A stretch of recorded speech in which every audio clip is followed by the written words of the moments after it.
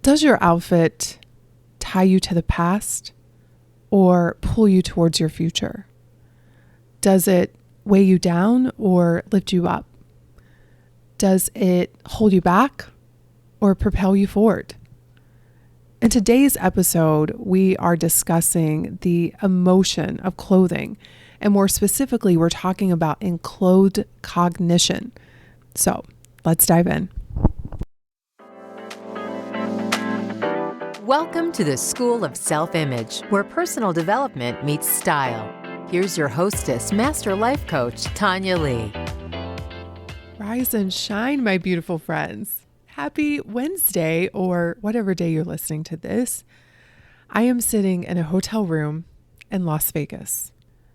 I arrived a couple of nights ago, and whenever I arrive at a hotel or a place that I'm staying away from home, the first thing I like to do is unpack. I like to get all of my things out of the suitcase, hanging up, put in drawers, put on a shelf wherever it needs to be put. So a couple of days ago when I did my little routine and all of my clothes were hanging in the closet, I took a step back and I just looked at my closet and I thought to myself, what did these clothes symbolize? And what did these clothes make me think about myself? And so today, that's what we're talking about. We're talking about a concept called enclothed cognition.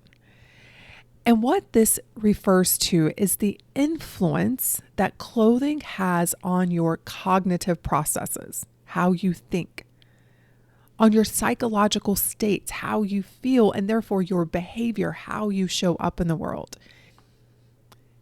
This concept suggests that the clothes we wear affect our thoughts, our emotions, and our behavior by triggering certain associations and expectations that we have with those clothes.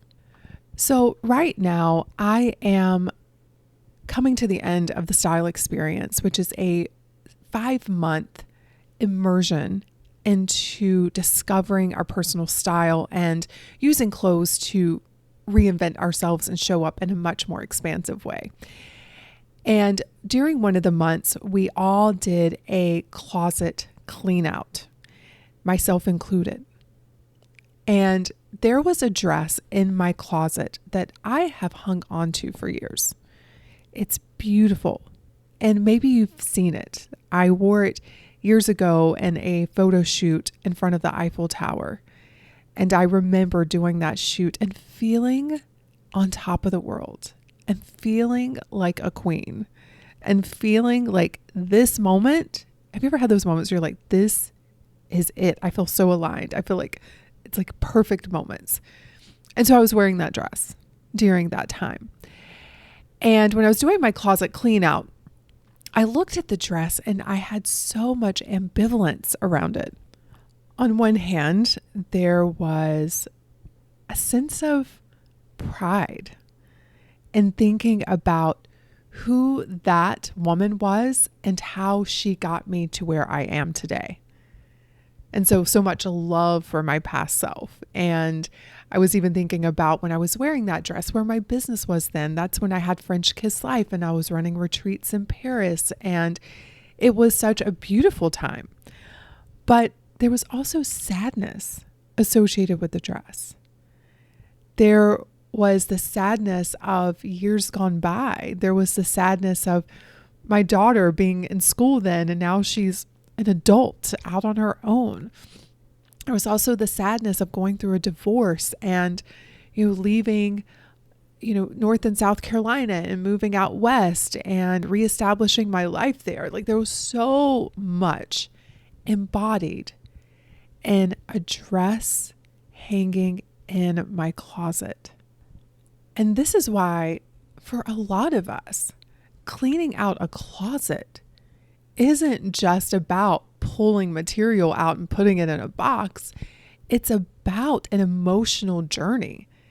And it can bring up a lot. In fact, when I was doing this closet clean out with my clients, many of them had very similar experiences of looking at letting go of a past. So let's examine how that plays out with enclothed cognition. You put on an outfit that symbolizes your past. How do you think you're going to show up? How are you going to think? Who are you going to be? Are you going to be your future self, or are you going to be your past self? Are you going to think new thoughts, feel new ways, and show up in new ways, wearing something that is pulling you literally to the past because of what it symbolizes and the energy that it holds? When you continue to wear the same things day after day, month after month, year after year, never questioning, why am I wearing this? Never questioning, does this represent who I want to be? Never asking yourself, does this help me to elevate my mood? What you end up doing is looking at yourself and seeing the same version of you over and over and over, just reinforcing, this is who I am. Now listen, if who you are right now is helping you get the results that you want in your life, keep doing it. But if not, you need to start transforming how you see yourself. And one of the best ways to do that, my friends, is through your style. So yesterday, I was getting ready because I'm here in Vegas for a business workshop. And I was looking at the clothes hanging in my closet and asking myself, like, how do I want to feel today? How do I want to be seen by myself and by others? Those questions led me to choose this beautiful suit that to me conveys, I'm here for business. It conveys, I'm confident. It conveys, I've got this. It conveys strength, but also because of how the suit is cut, it also displays femininity, which I love, having that strong feminine persona. And here's what's crazy, you all. You can shape how the world sees you.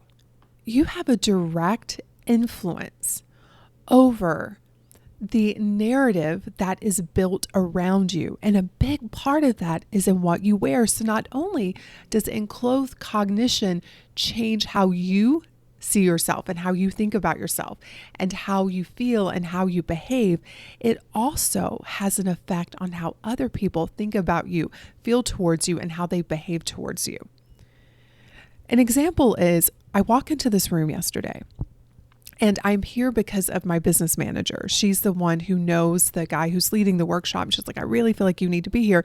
So I've never met him. We have some mutual friends, but I personally have never met him or anyone in this room. And I walk in and sit down, and we go around, and they are asking us about our business. And so I'm sharing with them that I have the School of Self-Image, and this is my passion to help 5,000 women create their after stories. And over the course of the day, I noticed how the room was viewing me based on things that were being said, mostly from the guy who's leading this workshop. He started to make style references towards me. He was like, yeah, Tonya would probably never wear that, right? I've never met this man. And our interaction has been limited to one day. And he's already getting a sense of who I am based on the words that I've used and how I showed up. That's powerful, you all. And a lot of you aren't leveraging that. And I've seen this many times in my life, and I'm going off script here, but many times in my life, I've noticed after the fact of how I help shape the narrative. For example, when I first got into the world of food and wine, and I went to sommelier school and I was doing food and wine writing, I positioned myself as someone who was a foodie and a sommelier, and I talk about food a lot and wine a lot. And all of a sudden, people are handing me the menu in the restaurant to order the wine. All of a sudden, I'm getting text asking me, hey, I'm at the wine store. What wine should I get? I created that narrative. The same goes with Paris and France.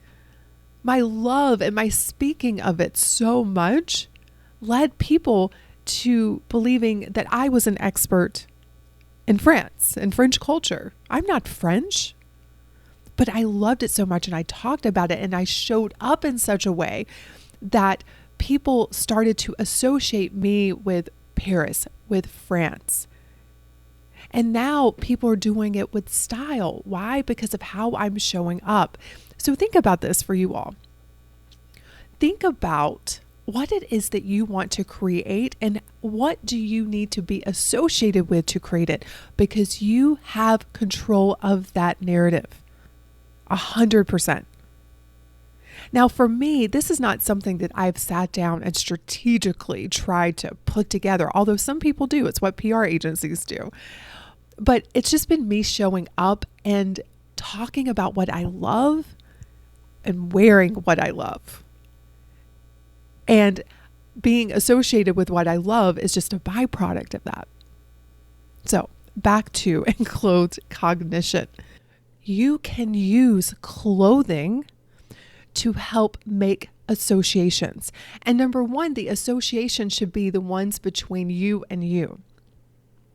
What do you want these clothes to associate with in your mind? What do you want them to trigger, to spark? What is the emotion? What is the belief that you want to cultivate about yourself? How do you want to behave?